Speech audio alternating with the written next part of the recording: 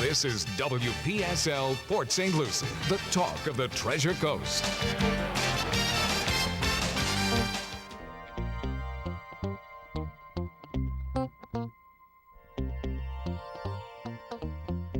The views expressed on the following program are not necessarily those of WPSL. However, you are encouraged to like and share them on Facebook and other social media. Howard Insurance of Port St. Lucie now presents the African American Scene every Wednesday night at this time, hosted by Rudy Howard. And good evening, good evening, good evening. Always glad to be with you here on a Wednesday night. Wow, I got to tell you, I had quite a busy day today. So I didn't get a chance to do some of my usual research and gathering of data. But so I am leaving the door wide open. You can call up and talk about anything you want to talk about tonight. And that number is 340-1590. But I first would like to, nobody called back on my exercise from last week, so let me try it one more time.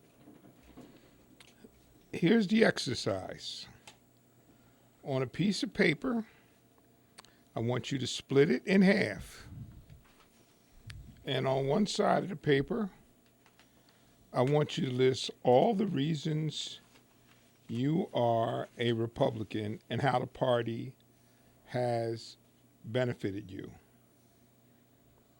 On the other side of the paper, I want you to list all the reasons why you dislike Democrats and how their policies have hurt you.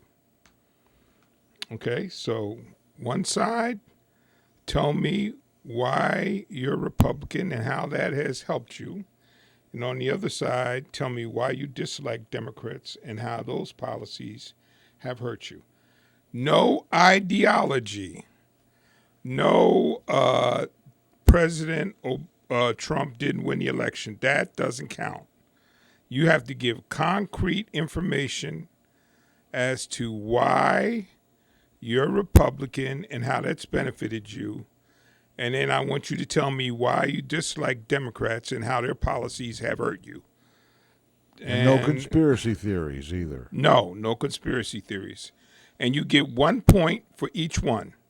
So you could have 5 points for the Republican and 3 points for the Democrat, or you could end up with 5 points for the Democrat and 3 points for the Republican. So just an interesting exercise, and I hope some of you would just, while you're sitting here listening to me, just pull out a piece of paper and try it and see how it comes out. Now, on my way here tonight, I heard something which is consistent with something that I've been saying to you guys over the past year, that there's a growing divide between Democrats and Republicans. That's not a shocker. We've already known that for the last few years. But what is a shocker is more people have switched to the Democratic Party than they have in about 20-some or 30-something years, they said. The typical spread has been 2 to 3% Democrat over Republican. It is now officially a 9% Democratic advantage over Republican on a nationwide basis. Now, I'm not shocked at that. Maybe you listening are shocked at that, but I'm not shocked at that at all. And I think it could get worse. And I'm going to go on record right now, and so you'll be able to come back after me if I'm wrong, because you know I'm not afraid to step out on the limb. If President Biden does all that I think that he's going to do, typically when there's a flip of the White House, you see the other side wins the Congress. I say there's going to be a bloodbath in Congress. I think that Republicans are going to lose a lot of seats, not only in the House, but in the Senate. If Biden is able to do everything that he has said he wants to do. But here's the thing I also want you to give some thought to. While he's not been able to get Republican support from the government in either house, the public as a whole is supporting him. Okay, my conservative friends, I want you to hear this again. The public as a whole is supporting him. He's got like a 70% approval rating for his COVID plan. 70%. You can't have a 70% approval rating without some Republicans participating in that approval. He's got a similar approval rating right now regarding infrastructure. There's a strong element of Republicans in agreement with his infrastructure plan. Now, if you've listened to me for any length of time, Lord knows I've talked about that till I'm blue in the face. I've gave you the example of how can you have a house and never do upkeep. And now, even more fuel for the fire. Jeff Bezos comes out, and if you don't know who Jeff Bezos is, he's the founder of Amazon, who is uber duper super rich. He has come out and said he agrees corporations should pay more taxes, and he's in support of the infrastructure plan. So now here's the trap that the Republicans are in. They don't want to agree to anything because they don't want the Democratic president to have success. I get it. They did that to Obama. In case y'all don't remember, Obama had a immigration plan and an infrastructure plan, neither of which could get any approval or even a vote in the House. Or the immigration plan actually got passed out of the Senate, but it could not get on the floor in the House to get a vote.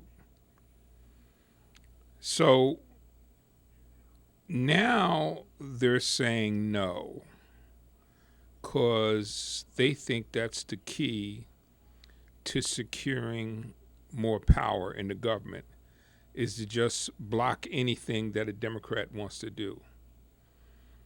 Except I think they're wrong.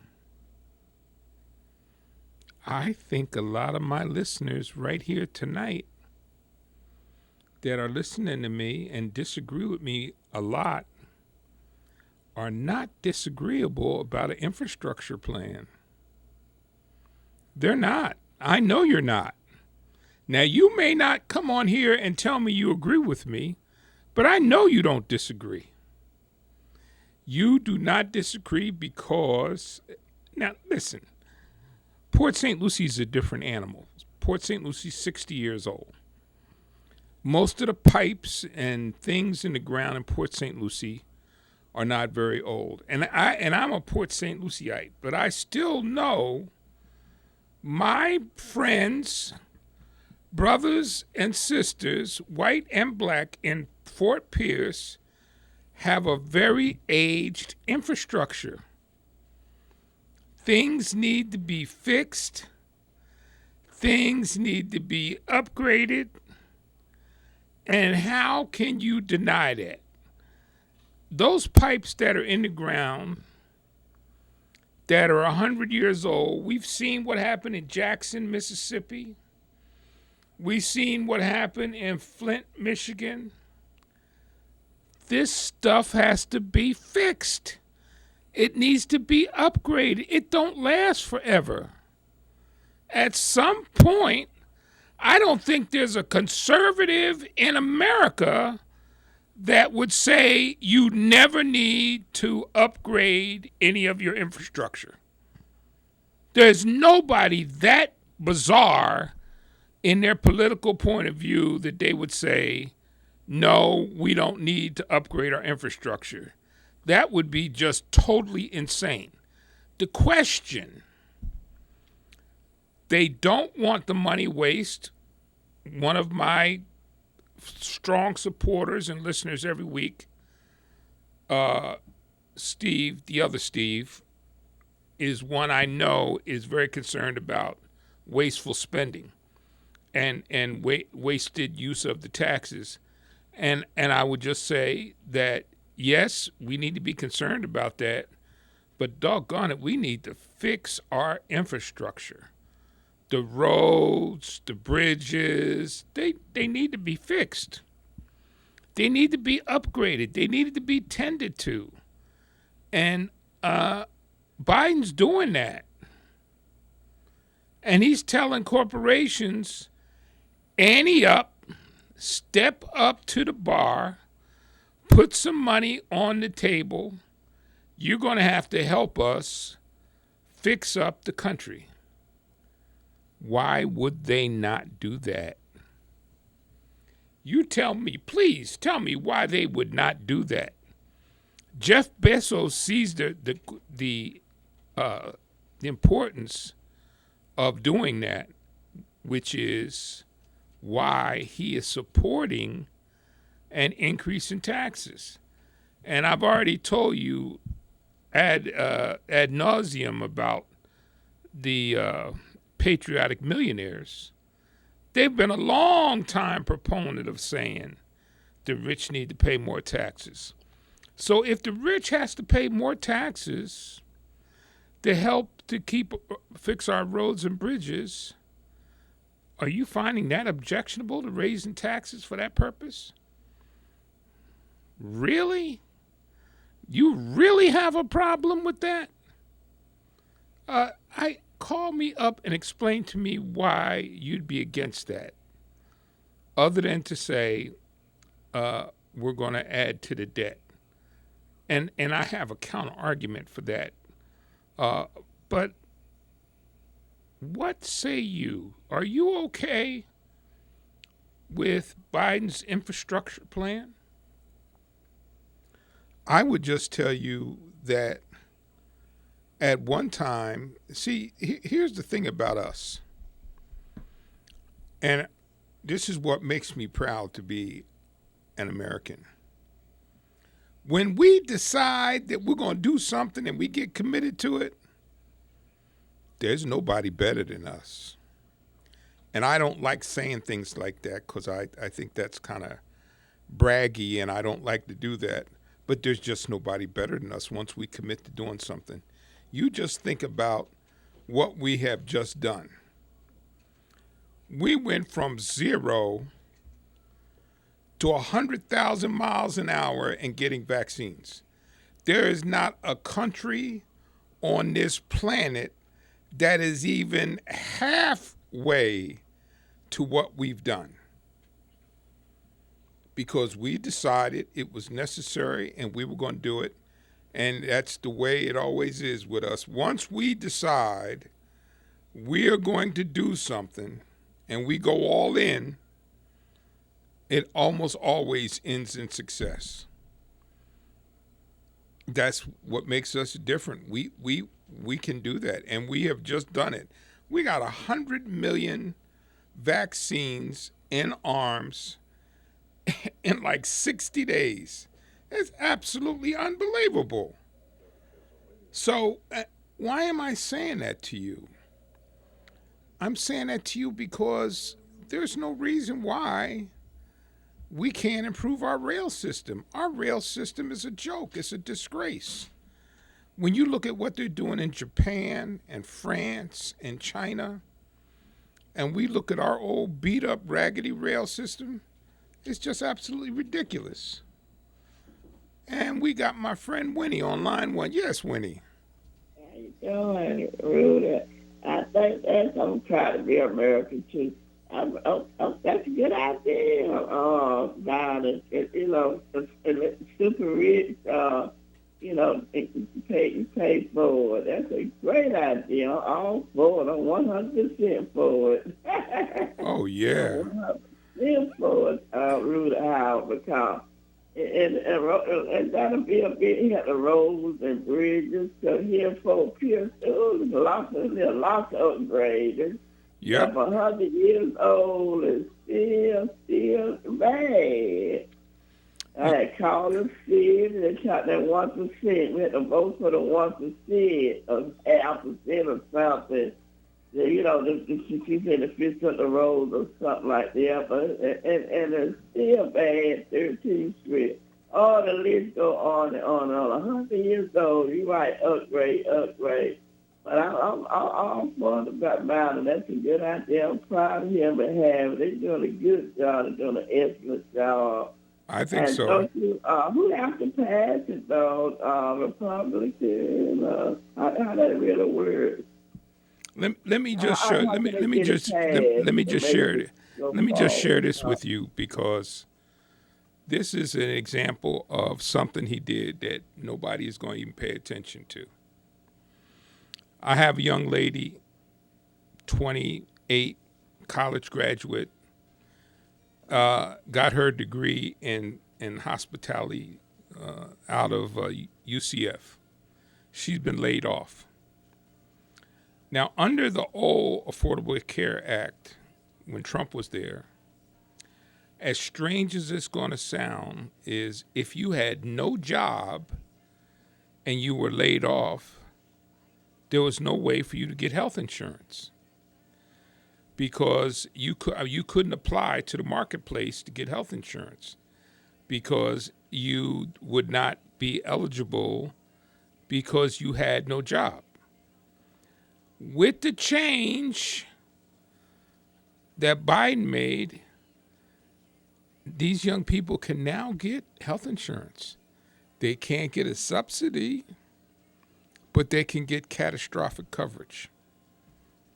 Now, doesn't it make sense that if I'm laid off and I have no job, that I can get some health insurance to make sure that I don't lose everything I have? Yeah, that's nice. Yeah, you know what I mean? Small things like that make a big difference. Make a big difference. I'm glad he's doing good. He got some good ideas about Harris. They got some good ideas, and it really is a big help for American people. It's really a big help and things.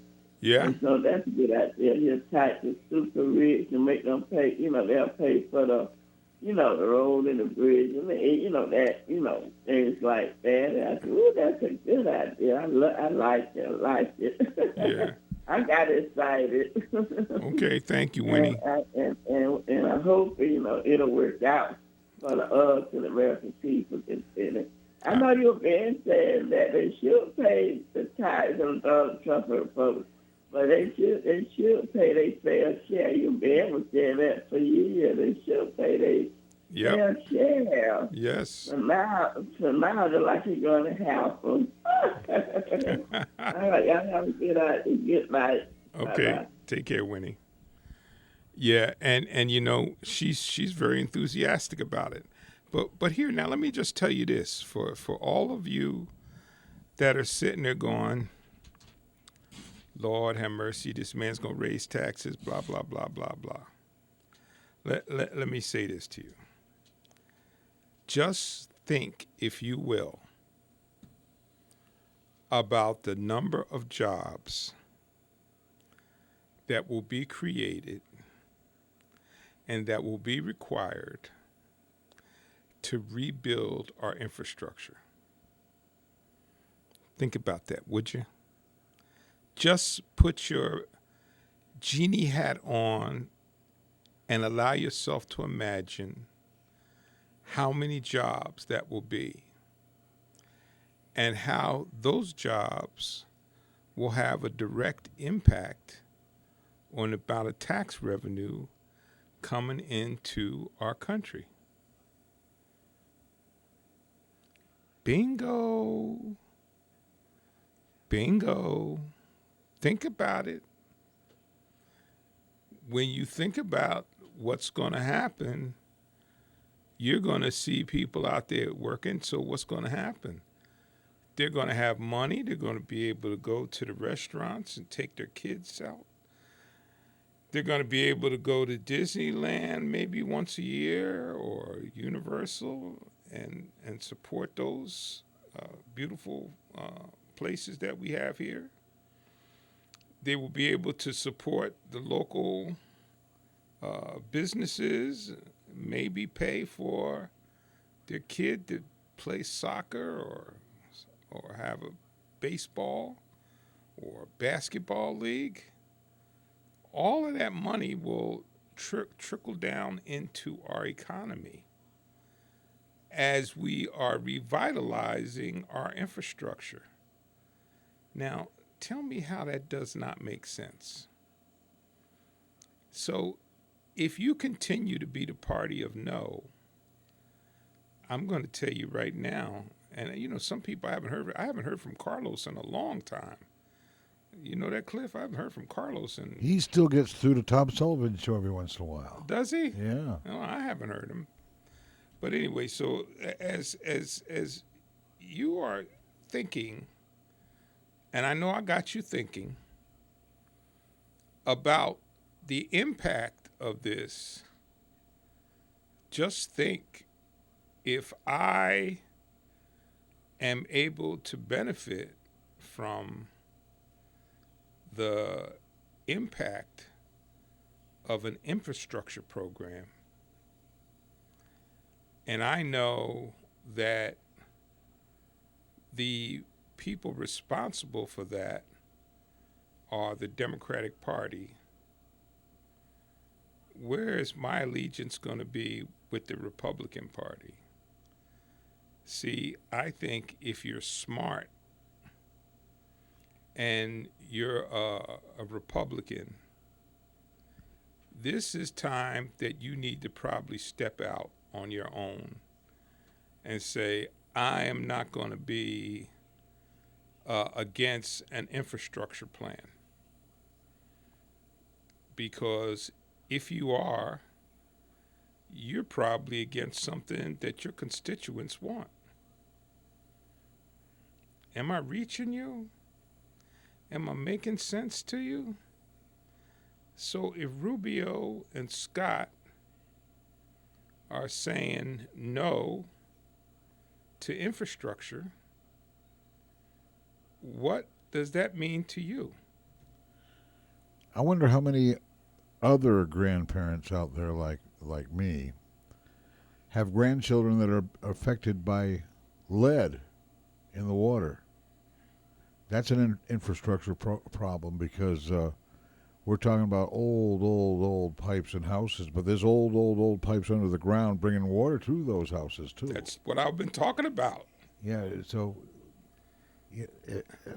who could be against infrastructure though? We need it everywhere, not just houses, roads and bridges, things like that. And but Cliff, that's exactly what I'm talking about. Those pipes underground feeding water into the houses some of them are just corroded, and they're bringing iron particles into the homes. What kind of person could possibly be against getting the infrastructure fixed?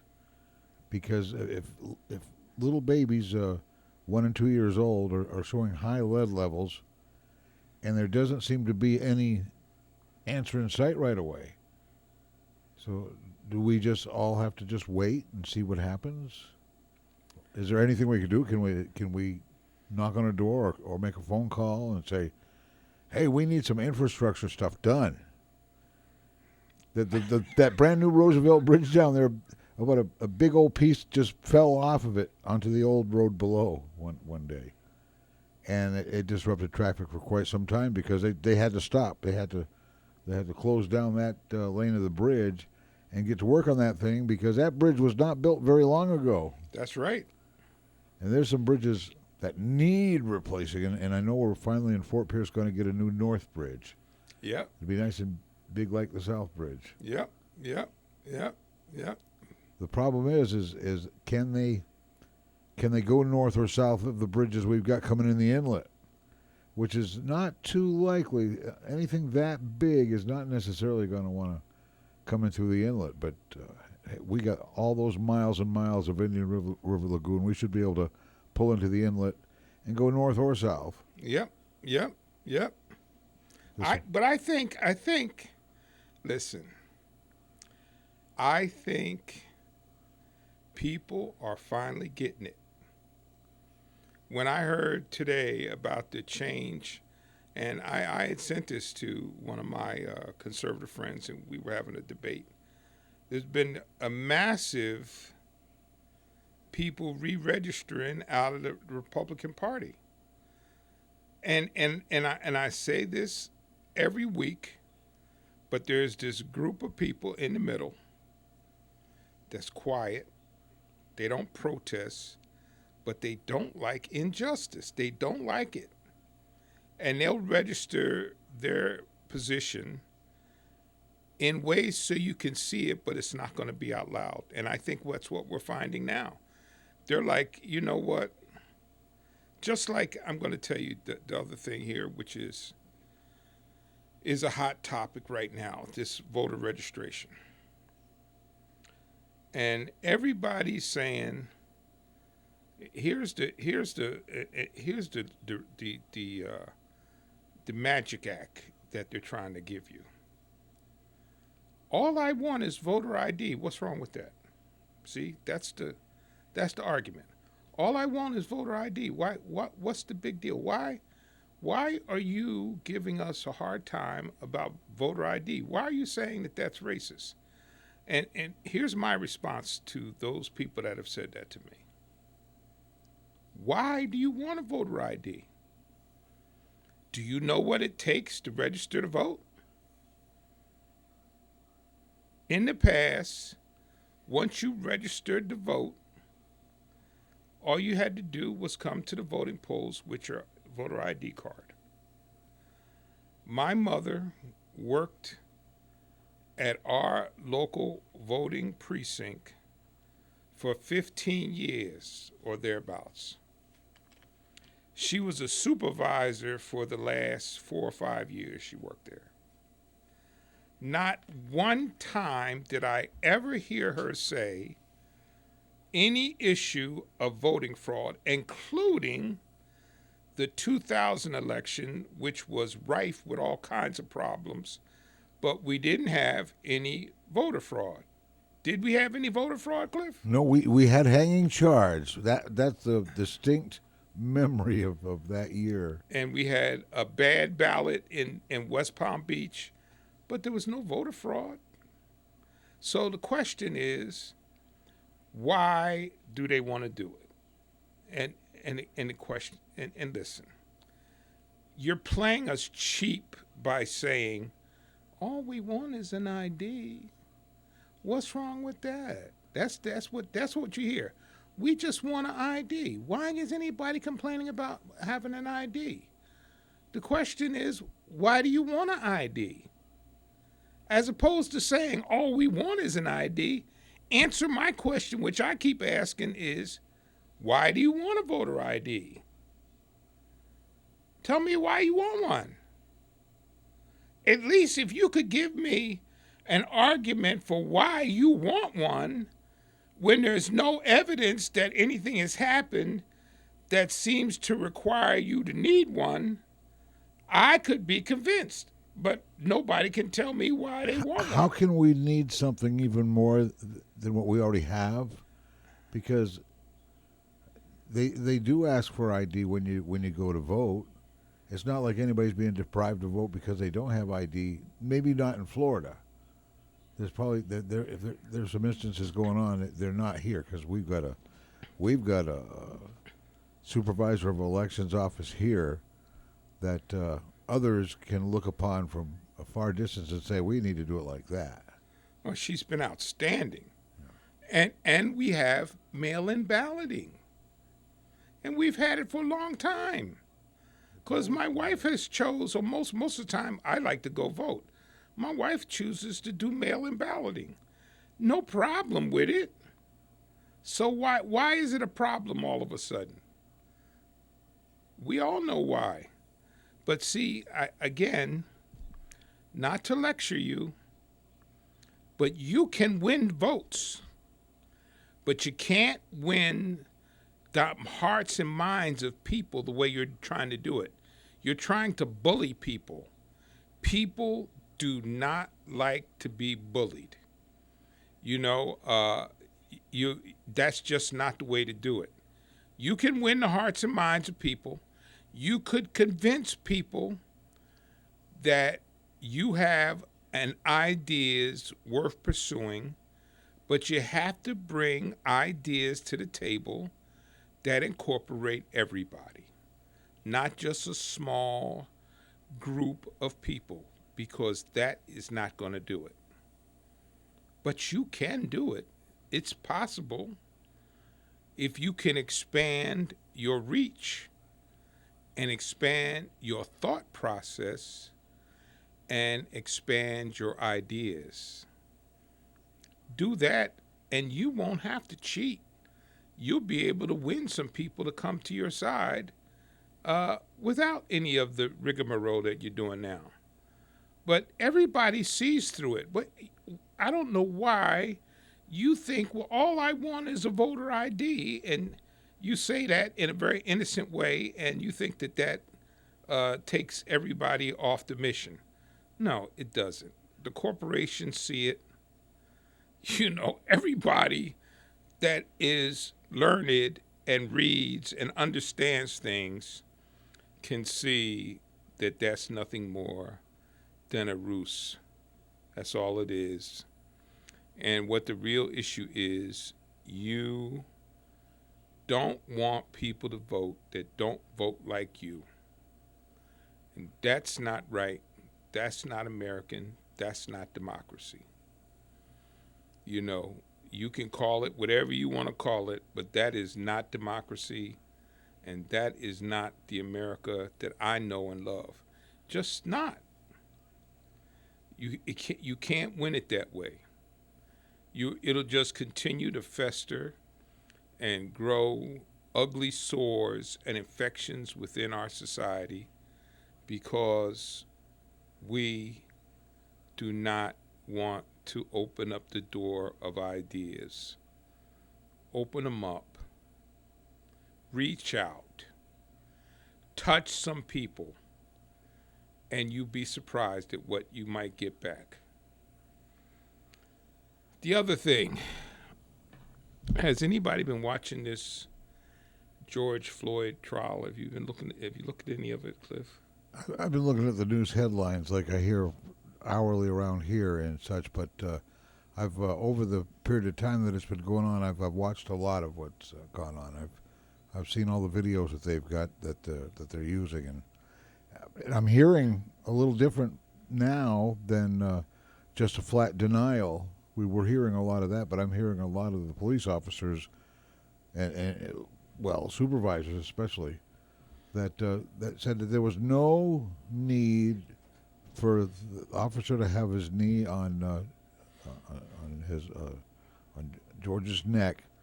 He was already subdued. He was in handcuffs. He was subdued and in handcuffs. And now I don't know why.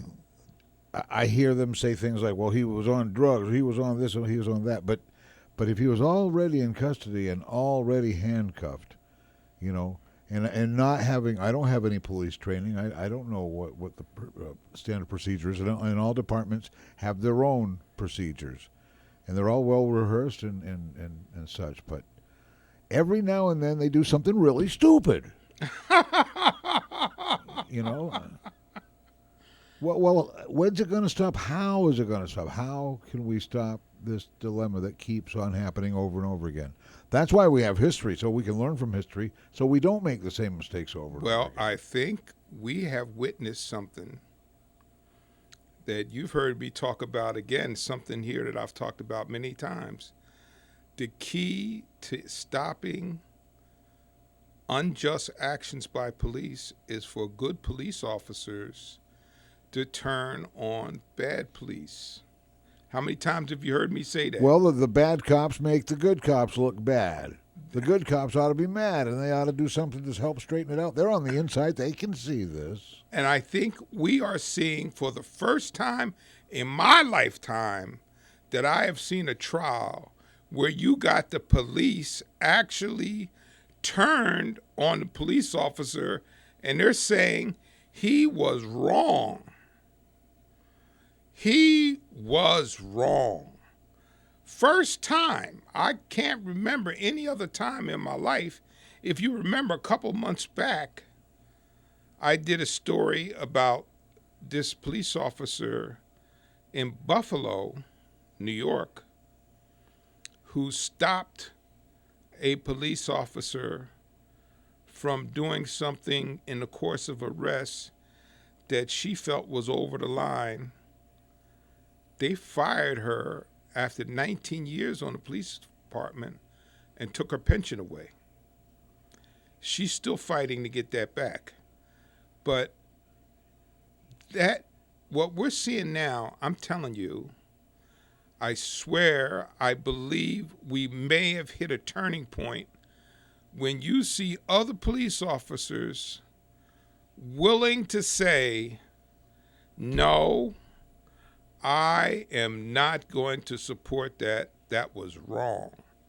That was over the line. That was out of bounds. That was unnecessary amount of force. Never thought I'd see it. But that gives me as much hope. I don't even know what the outcome will be, but just the fact that those police officers, police chief, supervisors, trainers, and police officers from other precincts that came in and said, no, that's not right. That raised my level of hope to 10. Because now at least some police officer is going to think about the fact, this is why I think it's so important. There'll be some police officer out there that will think about this and go, maybe that's not a good idea that I do that. You understand what I'm saying, Cliff? There's always an alternative to killing somebody. There's always something else you could do instead rather than kill them. There will be a police officer, I'm telling you, I am as sure about this as anything I've been in my life. There will be a police officer out there that will think about what happened, and they're going to go, you know what, maybe this is not a good idea. I shouldn't hold him down there like that. I should sit him up. Like most of the police officers, they talked about how it's important to put the suspect in a position where they can breathe. Well, yeah, when they stop a car full of kids that are out running around getting high and stuff, what do? They, for their own safety, they handcuff them so they can straighten out the situation, see what's going on, and they sit them down on the ground in a sitting upright position. Yes. Handcuffed, yeah, but why do they treat some people differently? Why does somebody think they have to put their knee on the neck of somebody who's already handcuffed and subdued? There's something that stinks real bad about that bucket, you know? Well, I can kind of relate because he and I are about the same height. He's probably about 30 pounds less than me, but both big black guys with big, long, broad shoulders. So there's a tendency for somebody to say, oh, he might be able to hurt me. You know, I've always been very, very mindful of that. So, but the guy, if you looked at him, even from his actions in the store when they show the in-store camera, he doesn't look like a volatile, crazed maniac guy. He just didn't strike me as that type at all. Even when they pull him over and they put the handcuffs on him, he didn't fight about getting the handcuffs on. Did you see him resist getting the handcuffs on? They put the handcuffs on him. That's just, I don't know, but and then to listen to those young girls give testimony and how badly they were affected by what they saw. Wow. That 9-year-old is going to live with that for the rest of her life. And all the DARE programs in the world can't fix that little girl's mind. No. What she saw. No. That little girl watched that man die right there on the street. Mm-hmm. That's a tough thing for a 9-year-old. A 9-year-old shouldn't know nothing about death. So but in any event. But I guess everybody's talked out, so. Yeah, well, some have shut up, and others have talked out. But, we do like conversation coming into the show. Yeah. And, of course, you're not afraid to take on some challenging conversation. But some of that conversation has to be reasonably sensible. And I think we got some people out there thinking about some of the things I said. I know my sister has told me before, she likes to listen to me, bless her heart. She's told me before that, she says, sometime when you're talking and you're dropping knowledge on people, they're sitting there just listening to you. That's why they're not calling. And they're thinking about some of the things that you're saying. And I hope that might be the case now, that I have given you some good things to think about. Because I told a person who I used to call a friend, but he has just gone so far over he and I have nothing in common anymore. I used to tell him, why don't you just go and sit somewhere quietly by yourself and think about some of the things that you've said to me. Just sit quietly and think about them and see what answers you can come up with. And I think all of us can benefit from doing that, sitting and giving some thought to some of the things that are running through our minds. we were all created with one mouth and two ears. So we should listen twice as much as we speak. Yes. And in doing so, we might learn something and know a little bit more about everything that we think we already know, which is everything is what we think we know. But we don't know everything. We don't know both sides of the story. And to keep it all one-sided as best you can, as desperately as you can, won't cut it anymore. And what we've learned around here, of course, is that this show is not here just for the matter of disagreement to see how well you rate among your Rush Limbaugh and Tom Sullivan friends, and being able to shut the host up. I've seen that attempt here before. It's like slapping the First Amendment in the face and then spitting on the Constitution. It's what it all boils down to. That's the way I see people doing our Constitution like that. Yeah. Because they can't handle it. It's against their ideology because it's the way they've thought their whole lives. And like we're learning now, even more so now, there's stuff on the television that the kids were watching way, way back that conditioned them to be like society has become today. Yes. There's a lot of the racist stuff. Yes. Is prevalent in the old cartoons. Bugs Bunny. And now you've seen how they'd let's see, I'm trying to think of the names of some of these animators that worked and became Warner Brothers, but Heckle and Jekyll. Oh yeah, Heckle and Jekyll. That's a good one there. Now, it was a couple of magpies that were funny to a lot of us, but basically it had its racial structure to it too. Yeah. And then the human black people in the cartoons, they were made to be funny looking and talk funny, because you look at one of them and they're strong and they're very well fit and very well qualified, and it kind of makes some white folks feel inferior, and that's the way it works sometimes. Yeah, yeah. Some of those old cartoons and old shows were kind of interesting. And note, we have not shut up yet. we're still talking, and we will do so, because it's going to end somewhere. The mess stops here.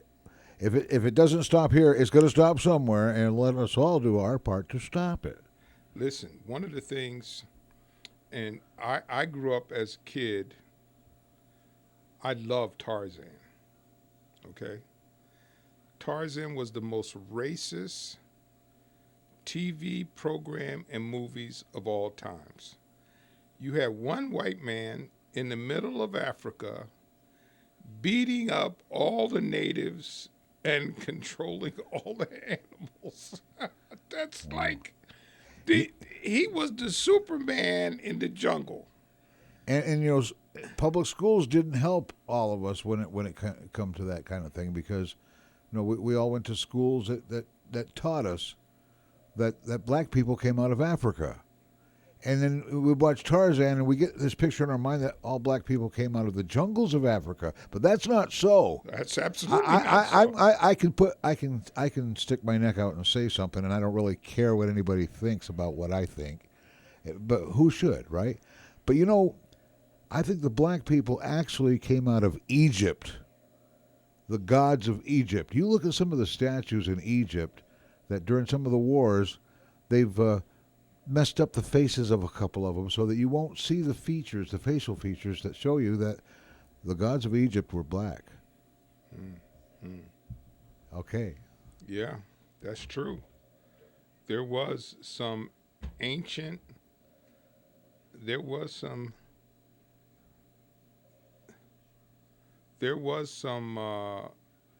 very sophisticated African societies in Africa, some of whom ended up here in America.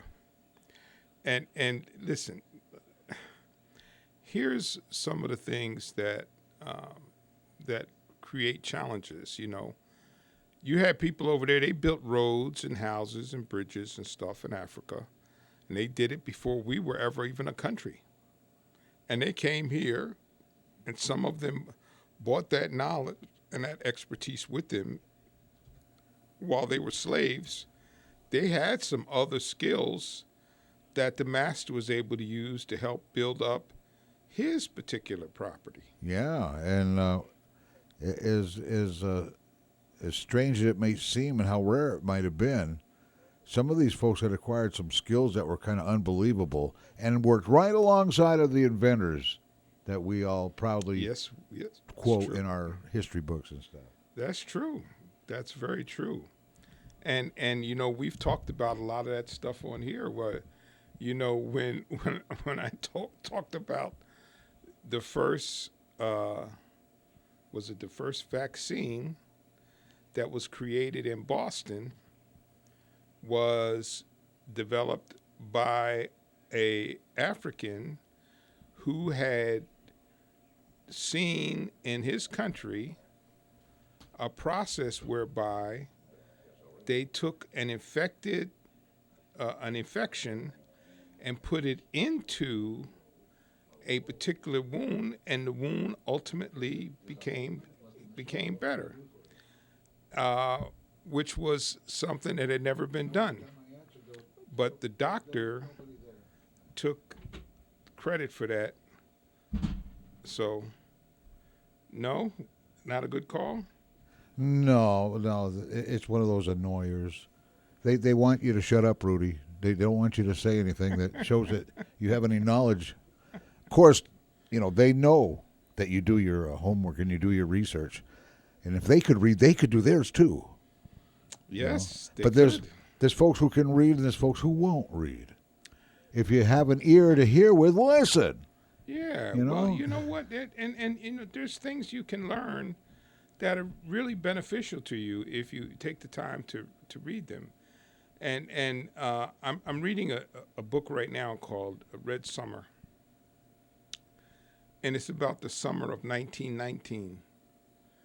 And in the summer of 1919, there were various riots and things that took place, and some of which I knew nothing about. Like, I just read a section in the book. There was a really nice section of Omaha that was occupied by black people. And when they thought the black people section was getting better than the white people section, they had to go. But that's happened before. Was there any logic behind any of that? No. It's happened before. It happened in Rosewood here in Florida. It happened in Tulsa. It happened I just recently found out it happened in Cincinnati. There was a community in Cincinnati that had become very affluent, and when the white folks felt that that community was too affluent, they ran them out of there. I hope that kind of thing's changed. Yes. I really hope it has, because I do too. I can't imagine living in a place like that, in a world like that. I know. But there is still, listen, what we're witnessing right now with the Trumpism is people severely concerned about the loss of power and the change, the structural change in our society. And as I've said 1,000 times, and I'll say it 1,000 times more, and I know you and I agree on this, if you got to know somebody who was different than you on an intimate basis, and I'm not talking sexual, you would find out that there really is nothing to be concerned about, because they have all the same hopes and dreams and aspirations that you have. Same. I bet you're shocked to hear that, aren't you? that is shocking news to some people, but it's true. It's true, yeah. Well, I have to say that very interesting this evening, very quiet group. But I'd like to thank you so much for tuning in to the African American Scene. God bless, be safe, and I will see you next Wednesday right here for the African American Scene. And don't forget, those archives of this show that's gotten a couple people in trouble can be still seen and heard on YouTube under WPSL TV. Just look for the African American Scene on YouTube, and you might hear yourself on there. And you'll see why you're where you are. But Rudy will be back next week, as always, so of course, tune in Wednesday nights in the 6 o'clock hour for Rudy Howard's African American Scene, presented by Howard Insurance of Port St. Lucie. This is WPSL Port St. Lucie. On Google Home, Alexa, and the TuneIn app, webcaster to the world. It's 7 o'clock right now.